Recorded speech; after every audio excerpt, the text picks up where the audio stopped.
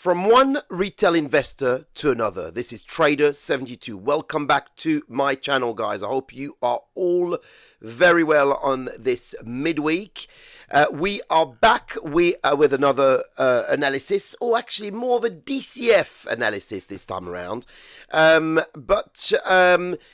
What we're looking for here is bargain value for big stocks, the quality value stocks that are running at a slight discount at the moment, and I've picked about 4 or 5 of these companies that I feel are undervalued at the moment, and see if you guys agree with this or not.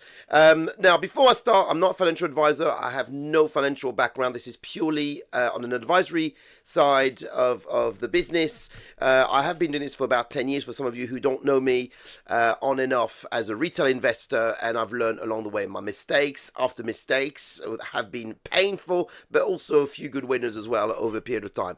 Now, recently I've discovered this new way of investing, which is value investing for more long-term stocks, but I've actually used this system to protect myself from heavy losses, but also to looking at short-term to medium-term buys into some of these stocks. So I've kind of adopted it to my own style. Now, I'll give you an explanation more about the DCF model, which I do go on about on a lot of my analysis. So this won't be too much about a deep analysis on each company. This will be more about their value, the actual value of those stocks. If you do want to see more details of these companies, I have somewhere down there or up here a playlist of these individual stocks. I've gone through all of these I've picked so far at the moment. So they will be Salesforce, Intuit, Uber, Adobe, and Meta. These are the ones I've chosen so far that are in deep bargaining territory, thanks to this DCF model, which gives me a really good idea. But I'll explain it along the way as well for some of you who don't know how this might work. So without further ado, let's start this off. So let's start this off with Salesforce, guys. So let's start with the discounted cash flow as it stands. Now, we know about Salesforce. They are in the SaaS apocalypse revolution or evolution, and it's been battered, and I think pretty much say battered, and I think we'll go through Intuit and Adobe in the same situation. It literally goes up and it goes back down, but it seems to have no faith. People are absolutely obsessed with the fact that AI, semiconductors, and AI data centers will be the future, and most of these companies like Salesforce and Intuit will disappear overnight and be replaced by the AI Anthropic or agents as it stands. Now, they may well be right. There may well be a situation where someone like Salesforce will eventually suffer the consequence of some of their seats disappearing, and that is probably, out of all of them, probably the one that I would be the most concerned about. Now, I'm not saying they will disappear or they will go to ground zero, but at this moment in time, I think that is probably one of the major reasons why we see Salesforce in this situation. Now, before I go on about the actual discounted cash flow, let me just give you an example of how this works, and for some of you that may not know. So what is a DCF, discounted cash flow? It's basically a method for investors to figure out a company, the investment it's worth today, the actual true representation of the stock price. It's based on how much money it is expected to make in the future. So it's like a time machine, effectively.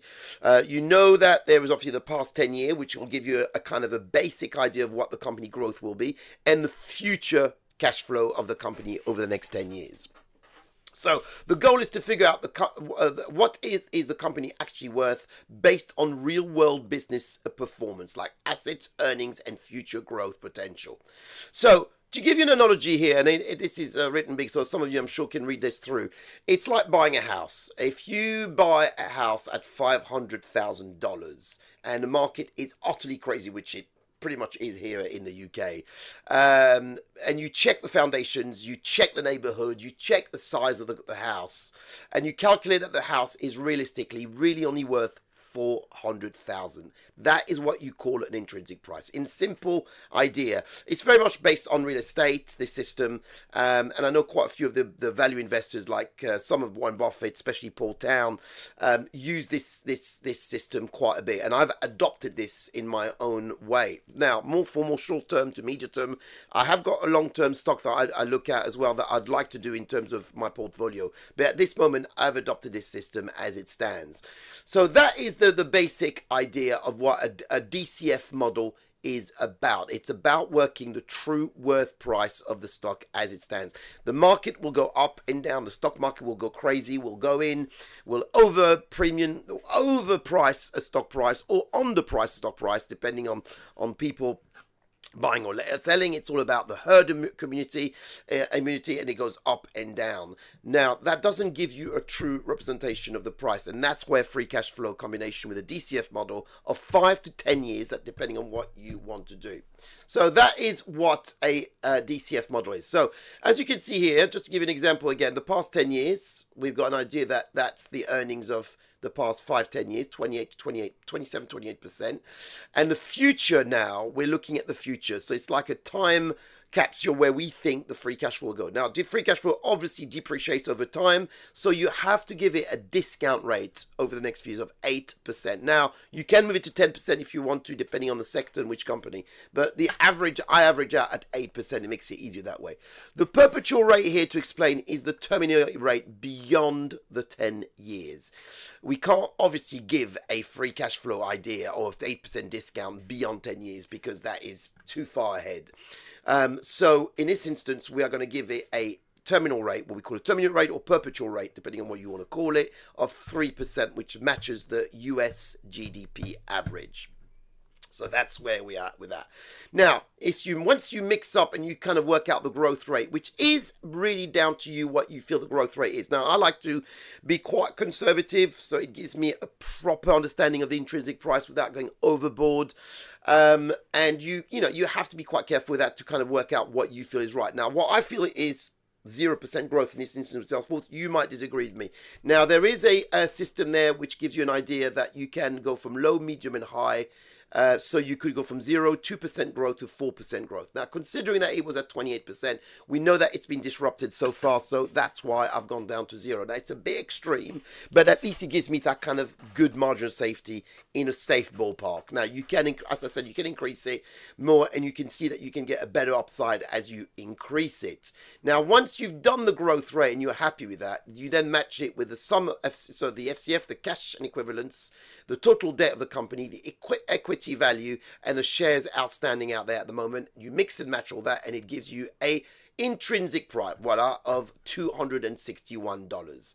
Now, currently the share price is at 175, which means that the share price is undervalued. Now, if that was above that price, it would be overvalued, of course. Now, margin of safety is the next up, and the reverse DCF is also something you guys need to know. But let's go to the margin of safety as an explanation. So what is a margin of safety, guys? So value investors use this two concepts to make a smart, low decision risk. The more you get a discount off the intrinsic price, the less you will be hurt if the share price falls through or there's a major correction on the market. It's really important to apply this to the intrinsic price. That is the second most important part. Actually, as important as working out the actual intrinsic price. So if you have a stock that you valuated at $200, but it's actually intrinsic price as $100, once you've worked out that, then you minus the 100 to whatever you feel your criteria is in terms of margin of safety. So if you say 30%, the stock price, you then wouldn't be buying the stock price until it hits 70. Which is 30% off the $100 price.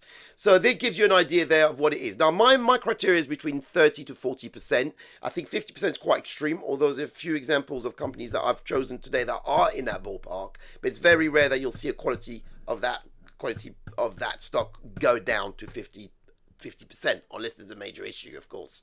So, so that gives you an idea. So that is the margin of safety. So a 30% would be the minimum. So if the stock price is at a premium and the market goes down, you're going to get hurt massively, and you're going to get seriously in the red in terms of negative profit or losses, so to speak. So the idea of the intrinsic price is that even if it falls, which it will still fall and you will still lose money eventually, it will at least be less than buying a company at a premium price. You are buying a company at 30% already discount. So even if it drops another 10-15%, it will be less of a premium. So that's the idea of the margin of safety. For me, that is a key turnaround for me. It's been something amazing because now I'm buying companies that even if I do go in the red, don't go in the red too much. We're not carrying too many losses on your portfolio as you would have done if you buy a company at a top price.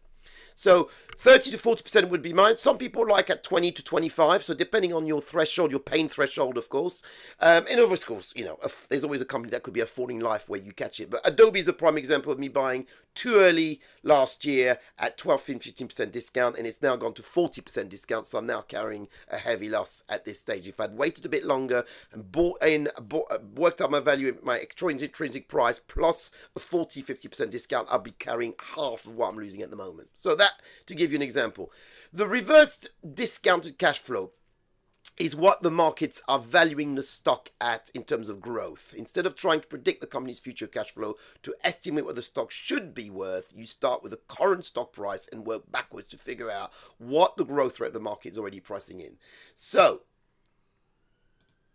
pricing in what we feel the market feel where the growth is currently on the share price is minus 5%. So if there's a minus 5% and we think it's of 0% or above that, that gives you a difference. And that means that the stock is priced very cheap at this moment in time. So all of them, I'm going to give you an example of, will have a slightly negative reverse DCF to a positive growth, which will mean that the stock price is cheap. So just bear that in mind, that that's what the reverse DCF is. It's basically a priced in price as it is in growth, working backwards from what they already earn and what the share price is currently at.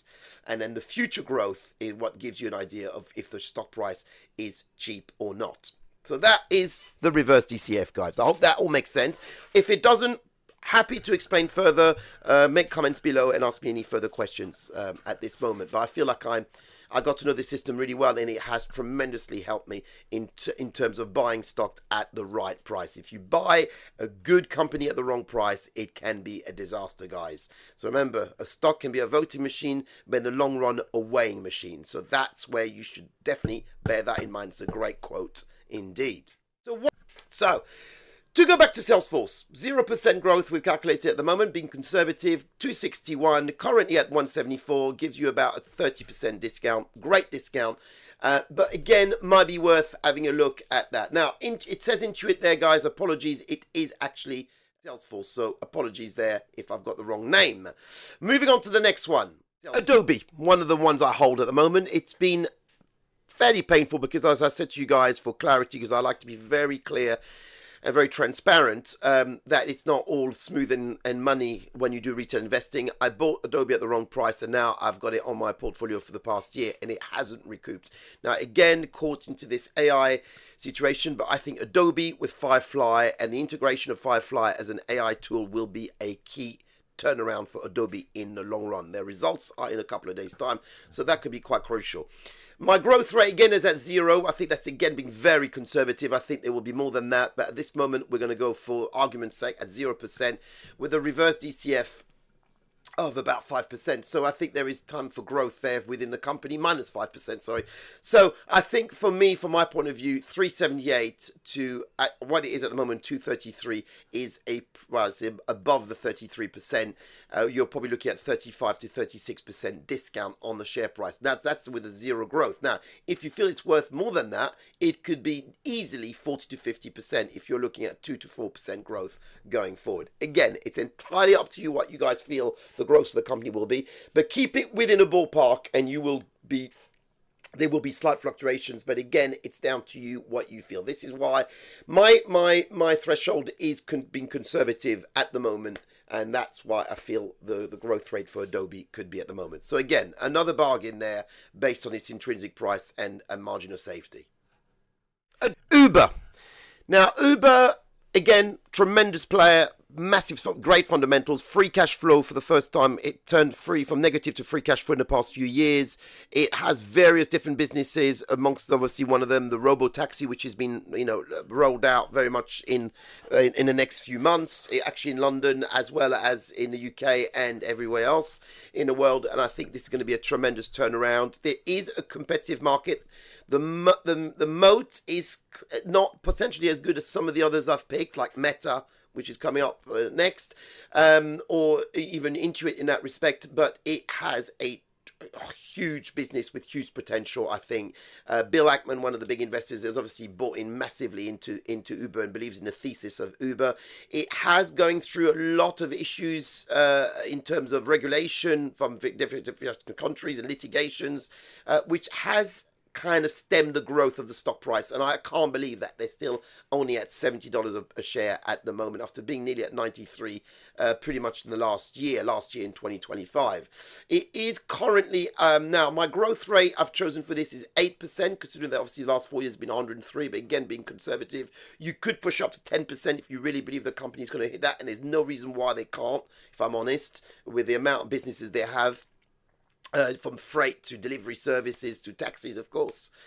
So for me, 8% is again being very conservative, and it gives me $129 share price, currently at 70, gives you a 46% discount MOS on that share price.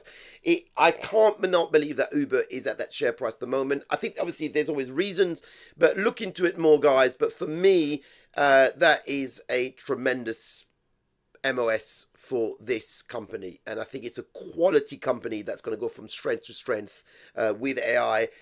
Not quite as capex obsessed as the other 7 in terms of capex expenditure, but still, they're looking at buying more delivery companies. The delivery hero, I think Germany was the one targeted. Not sure if that's going to happen, but still a great company to look into. 16% for the last 5-10 years, so I think that's quite reasonable. Discount rate, of course, 8%, perpetual rate 3%. If you obviously mix it all up with shares outstanding, equity value, it works out at $823 a share, currently at the moment at $588. So again, very much, guys, in an undervalued price, around now probably more because it's dropped further to 578. So I would say it's almost reached about 28 to 29% discount, which is within the ballpark or my criteria. Again, it hits the 4 moats, the meaning the Moat, it's the #1 player in its own right. It owns WhatsApp, of course, LinkedIn, and various others. So in terms of advertising, I think there will be a major play in terms of AI, and I think they're working very, very hard to try to work this out and place themselves in the right place. Now, will it work in the long run? Who knows? But at this precise moment, Meta is a bargain at 29% discount, 823. It could be more if you think that actually the growth rate could be up to 14%. We could be adding another 5-6% on top of that. So again, I think Meta is a prime player who will be around for the next many years, and I think at the moment in time is potential about it. Now, like I said, it's on the advisory. Please do your own homework, due diligence, and see what you think. But for me, that is one of the main bargains of the ones I've showed so far. So Intuit, guys. Now, this is the right Intuit. The first one was Salesforce. I got the name wrong. It does tend to happen when you're a young channel. We're still learning. But the numbers, I can assure you, are absolutely honed down by myself. Triple checked on this one. Intuit left behind, SaaS apocalypse situation. Again, very unfair, I think. TurboTax, QuickBook is something that helps people's taxes and company taxes. Most accountants use it. Will it be replaced by AI, Anthropic, or OpenAI? I've got my doubts. I think that taxes can be quite complicated. It is implementing its own AI, which I think is going to be, for most of these companies, is highly important. If they don't do that, they will be left behind or disappear. But I can't see Intuit disappearing. I think Intuit at the moment is at a tremendous discount. It's a tremendous company, great fundamentals. Again, check my last check on Intuit. I think it was Salesforce versus Intuit on that list, my playlist, and it shows you that Intuit's numbers are second to none. Really solid fundamentals. It's a money printing machine, and I think it's like I said, a shining company in terms of the software side. So therefore, in my view at the moment, again being very conservative in terms of the growth rate at 4%, it's averaged out around 23 to 10%. I think 10% is probably right. I've given it a bit of a lower rate just to be more conservative, which again I like to do, to give you a kind of a true representation, I think, of the, a fairly conservative intrinsic price. You can up that to 4 to 6% or more if you feel that that's right. But for me, I think that's pretty right. So $4.95 is the current intrinsic price, currently at 295 or 290 at the moment share price. Again, I'm giving you an update because it's obviously live as we speak.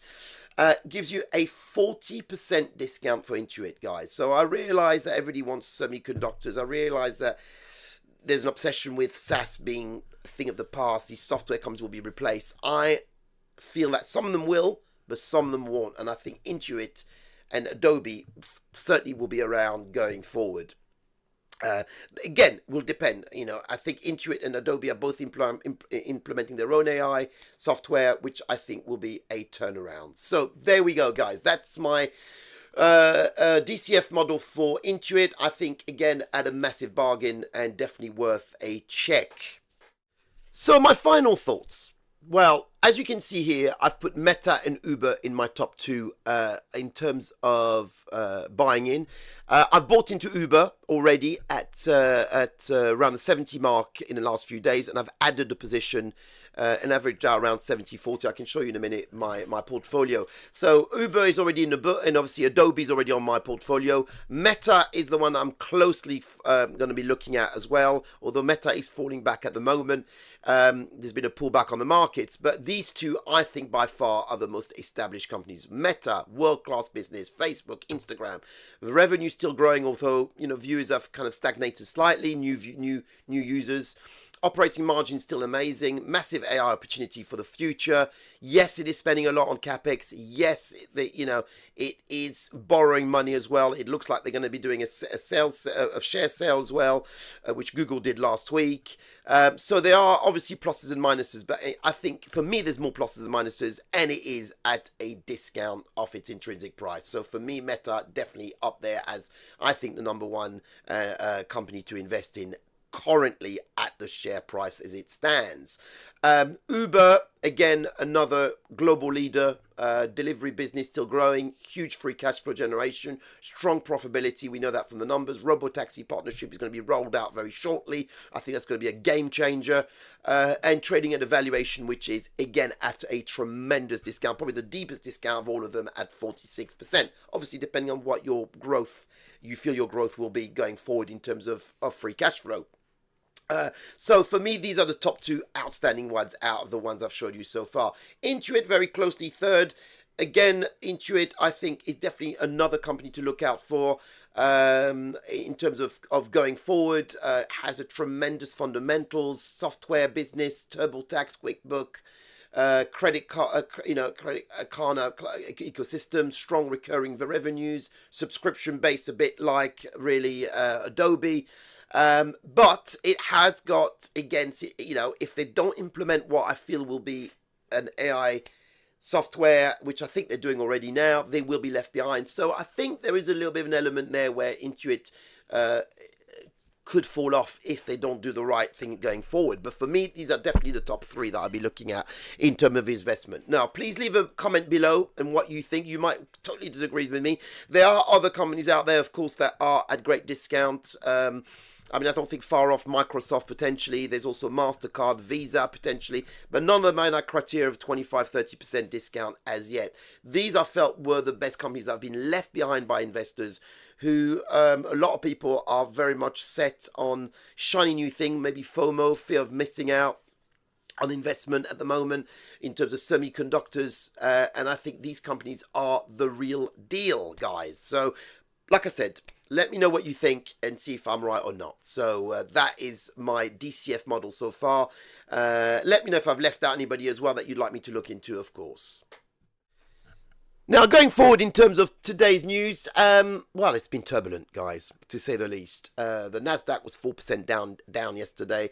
It then suddenly picked back down to 1%, and is currently back again down in the red. So there's definitely a little bit of a mini correction in terms of tech software.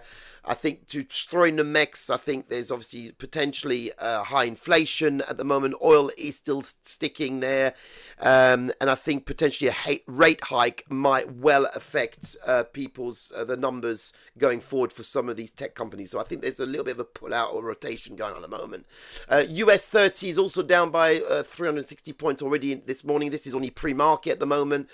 So interesting to see watch what's going to happen with Iran and US, which is an ongoing situation at the moment, where There's potential of peace treaty going on, but we're still not quite sure. Trump's keep telling us that we're very near, and then suddenly there's skirmishes and attacks overnight between the Americans and the US, and of course Lebanon, and obviously Israel. So all this really hard to believe what is going on, but we're just gonna have to wait. My crude oil position is at a better position than it was before when I bought at 92 on the short position. Currently at 95. It's picked up a little bit this morning, I think, because of the back and forth attack overnight last night. So waiting to see what's going to happen. I think the market is in a bit of a holding pattern, definitely going through a bit of a correction at the moment. Volatility is high. But again, listen, guys, I'm looking at that. Meta at the moment, I've mentioned 580 at the moment. Great price to possibly buy in. Will there be a further correction? That could well be a possibility. Microsoft as well, under 400 now. Still not quite in that ballpark, MOS-wise. You're probably looking at 24%. I think the intrinsic price is about 380 at the moment. So maybe wait a little bit longer. I would probably wait out a little bit. Obviously my Uber is currently just under 70, holding quite well at the moment, considering the storm out there. And of course, Netflix, which is still down for me at 81, 82 at the moment. MasterCard probably worth a look at as well at some stage. Portfolio-wise, for transparency, all in the red. I've taken a hell of a battery on Adobe again. A major pullback on SaaS. Sales Intuit, again, I just mentioned, took a battering as well overnight. Don't really know why. Again, it was actually moving back up. The results of Adobe are coming up, so maybe people are putting out their money just a little bit before the results. But for me, I have no choice whatsoever but to stick with it at the moment, and I still think it's a tremendous company. But let's see what happens next. Crude oil, as you can see, is down 50 quid only now, so it's pretty decent. Wait and see if we're going to get this damn treaty going through and potentially give me some kind of profit on the back end of that. Netflix down by £500, quite hefty now.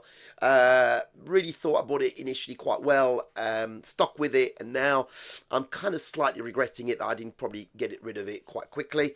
But still a great company, great numbers. Potentially there will be a turnaround there. It's all about patience, guys, as well when you're doing value investing. As I said, I'm kind of now going from value investing long term to a short term position, so I'm kind of splitting my portfolio in half. Uber, again, only £70 down. Again, the beauty of buying a company at a discount, you never go too much in the red. And this is something that I've learned now through the hard way, that since this intrinsic price system of the DCF model, it does give me more scope that when I buy in, you expect to go in a bit in the red, obviously, to start off with, but not to be massively in the red like I did with Adobe when I bought too early. Adobe is actually a reminder of my mistake and why the intrinsic price and the MOS is so important. I go on about it. I don't want to go on about it too much, but it is what it is. So there we go, guys. I think this is where we're at. Please make comments. Please subscribe and like. This is very important. Please let me know if you agree with my decision on the choices of the bargain buys I'm going to do. I'm certainly going to be looking at Meta next. I think that will be definitely the next thing. So in the meantime, from one retail investor to another, this is Trader 72. See you next time, guys. Take care.